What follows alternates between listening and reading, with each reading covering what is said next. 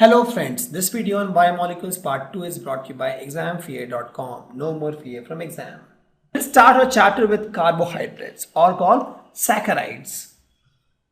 Why it is called saccharides? Because this saccharide word came from sugar.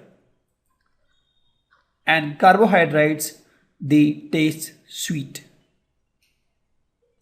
We'll give you the real definition of carbohydrates in the next few slides.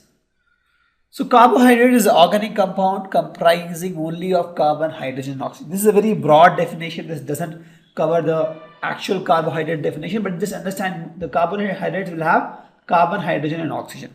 But that is not the correct definition. I'll give you a better definition in the next few slides. They are generally produced by plants. Please note, carbohydrates are generally produced by plants. Animals, they don't produce carbohydrates. If you see, all these are output of a plant. For example, if you see cane sugar is from the plant. Then you have glucose, and then you have this by glucose, and then you have starch, and then this is rice, wheat, maize, apple, banana, potatoes. All these has carbohydrates. In fact, there are many other fruits, vegetables, cereals which has carbohydrates. I have just listed few of them which has good amount of carbohydrates. So you see, carbohydrates are generally produced from plants. Correct? And they generally have this formula CXH2OY. And that's how the name came. See, the saccharide name came from the fact that the carbohydrate tastes sweet. So from sweet, shakkar is a word. In fact, in Hindi there is a word called shakkar that means sweet. In Greek also shakkar means sweet. So from that word shakkar, saccharide came. That is sugar. The word carbohydrate came because most of the carbohydrates that we observed earlier were of the general formula CXH2OY. So if you see here, it has carbon and water. So water is what? Hydrate, and carbon is what? Carbo. So if you combine carbon and water or carbon and hydrates, you get carbohydrates.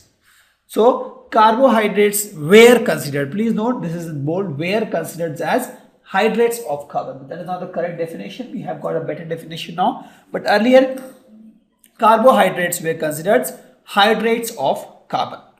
Correct? Because they have a general formula of CXH2OY. So X can have any number. For example, C1, H2O1 is one option. Or C2, H2O1 is another option. So generally they have seen earlier that most of the carbohydrates the chemists have obtained generally used to fit in this formula. And they were nothing but hydrates of carbon. So they call it carbohydrate. So hope you understand why this name carbohydrates or saccharides came. Saccharide word came because of the word shakkar, that is sweet, because these carbohydrates are sweet in taste, and carbohydrates came because most of the early carbohydrate compounds which were in this group were having carbon and water in this formula CXH2OY. But there was a myth that this is a myth actually that all the carbohydrates has this formula CXH2OY. This was broken. And how this was broken? So they found that this glucose, that is C6H12O6, that fits into the formula. That is pretty okay because you put X is equal to 6 and Y is equal to 2, you get what? Sorry, Y is equal to 6. Yeah, you put X is equal to 6 and Y is equal to 6, you get C6H12O6. This carbon becomes 6, hydrogen becomes 2 into 6, 12, oxygen becomes 1 into 6, that is 6. So this works perfectly fine, and this is how glucose looks. We will talk about the structure of glucose later, just hold on that. But they found that this is another compound called acetic acid, that is CH3COOH, that also fit into the formula. If you put X is equal to 2 here and Y is equal to 2, then you get C2, that is correct, 2 carbon, H4, 3 plus 1, 4 hydrogen, and oxygen will be 2. There are 2 oxygen. That also fits into this formula of carbohydrates, but actually it is not a carbohydrate. Why? Because it doesn't have property similar to other carbohydrates. It doesn't have property similar to glucose. So that was one flaw. Also, they found that there's a compound called rhamnose. This was the compound, rhamnose. This is actually a carbohydrate. But they were not, this is not carbohydrate.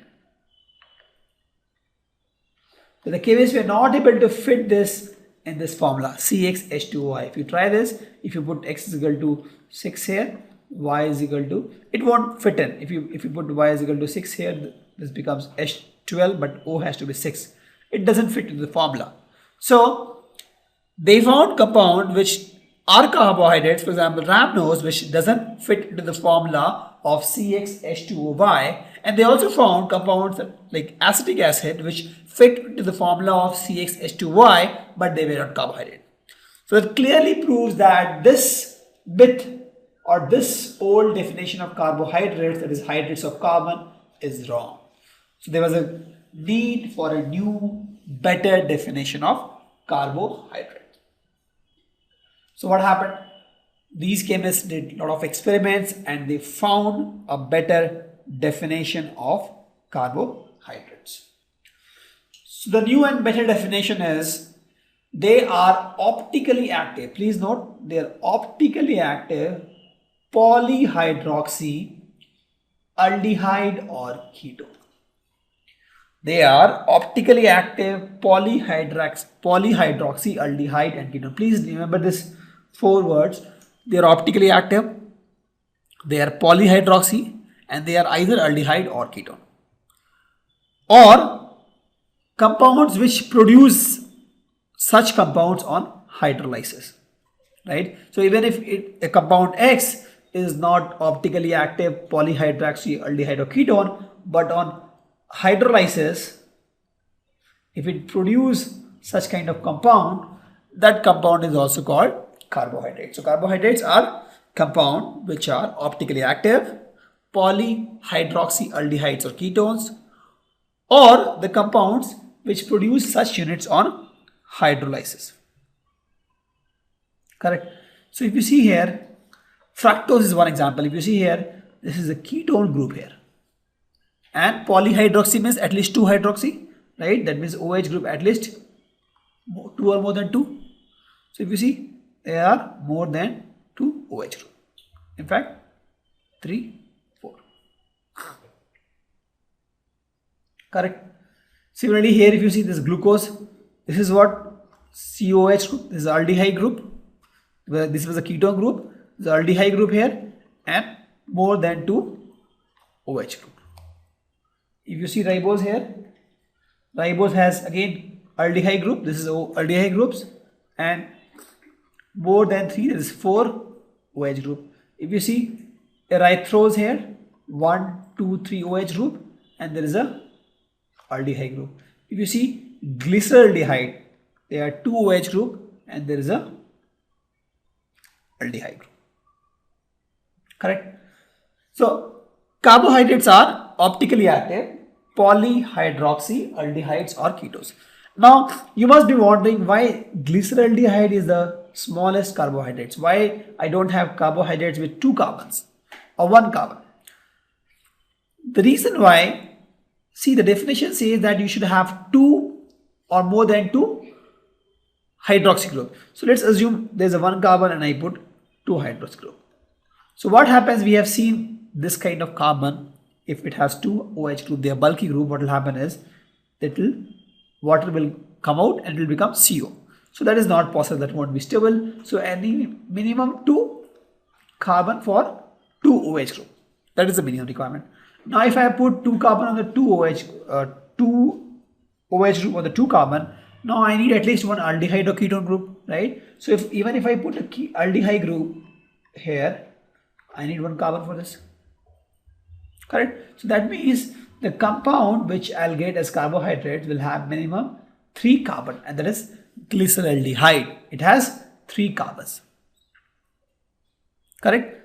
Hope you understand why glyceraldehyde was the minimum or smallest carbohydrate, because the definition says it should have polyhydroxy. The moment I talk about polyhydroxy, I need 2 carbons, because in 1 carbon if I put 2H group, it will be unstable and the water molecule will come out, and another carbon is required for aldehyde or ketone group.